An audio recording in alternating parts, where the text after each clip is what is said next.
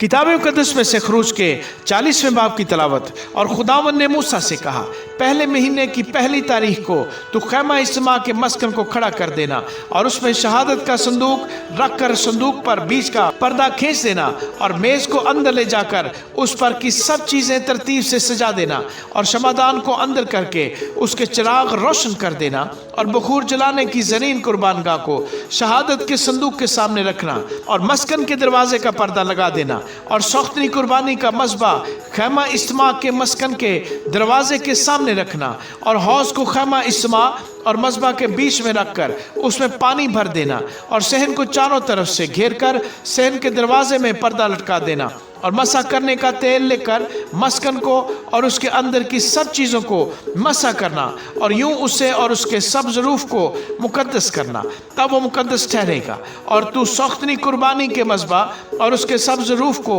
मसा करके मस्बा को मुकद्दस करना और मस्बा नहायत ही मुकद्दस ठहरेगा। और तू हौज और उसकी कुर्सी को भी मसा करके मुकद्दस करना और हारून और उसके बेटों को खैमा इज्तिमा के दरवाजे पर लाकर उनको पानी से गुस्ल दिलाना और हारून को मुकद्दस लिबास पहनाना और उसे मसा और मुकद्दस करना ताकि वो मेरे लिए काहिन की खिदमत को अंजाम दे और उसके बेटों को लाकर उनको कुर्ते पहनाना और जैसे उनके बाप को मसा करे वैसे ही उनको भी मसा करना ताकि वो मेरे लिए काहिन की खिदमत को अंजाम दे और उनका मसा होना उनके लिए नस्ल दर नस्ल अब्दी कहानत का निशान होगा। और मूसा ने सब कुछ जैसा खुदावन ने उसको हुक्म किया था उसी के मुताबिक किया। और दूसरे साल के पहले महीने की पहली तारीख को मस्कन खड़ा किया गया और मूसा ने मस्कन को खड़ा किया और खानों को धर उनमें तख्ते लगा उनके बैने खींच दिए और उसके स्तूनों को खड़ा कर दिया और मस्कन के ऊपर खैमा को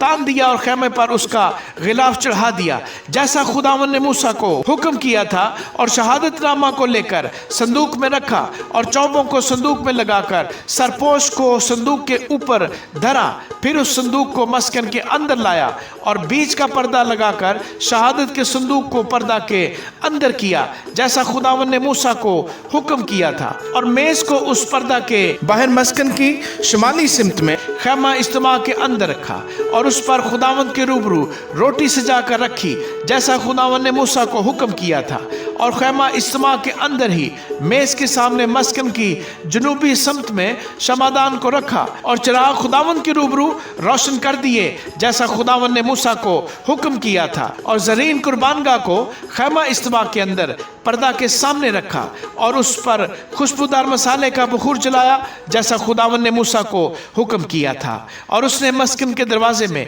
पर्दा लगाया और खैमा इज्तिमा के मस्कन के दरवाजे पर सौख्तनी कुर्बानी का मस्बा रखकर उस पर सौख्तनी कुर्बानी और नजर की कुर्बानी चढ़ाई जैसा खुदावन ने मूसा को हुक्म किया था। और उसने हौज को खैमा इज्तिमा और मस्बा के बीच में रखकर उसमें धोने के लिए पानी भर दिया और मूसा और हारून और उसके बेटों ने अपने अपने हाथ पांव उसमें धोए जब जब वो खैमा इज्तिमा के अंदर दाखिल होते और जब जब वो मस्बा के नज़दीक जाते तो अपने आप को धो कर जाते थे जैसा खुदावन ने मूसा को हुक्म किया था। और उसने मस्कन और मस्बा के गिरदा गिर्द सहन को घेर कर सहन के दरवाजे का पर्दा डाल दिया। यूं मूसा ने उस काम को ख़त्म किया। तब खैमा इज्तिमा पर अबर छा गया और मस्कन खुदावन के जलाल से मामूर हो गया और मूसा खैमा इज्तिमा में दाखिल ना हो सका क्योंकि वो अबर उस पर ठहरा हुआ था और मस्कन खुदावन के जलाल से मामूर था। और बनी इसराइल के सारे सफर में ये होता रहा कि जब वो अबर मस्कन के ऊपर से उठ जाता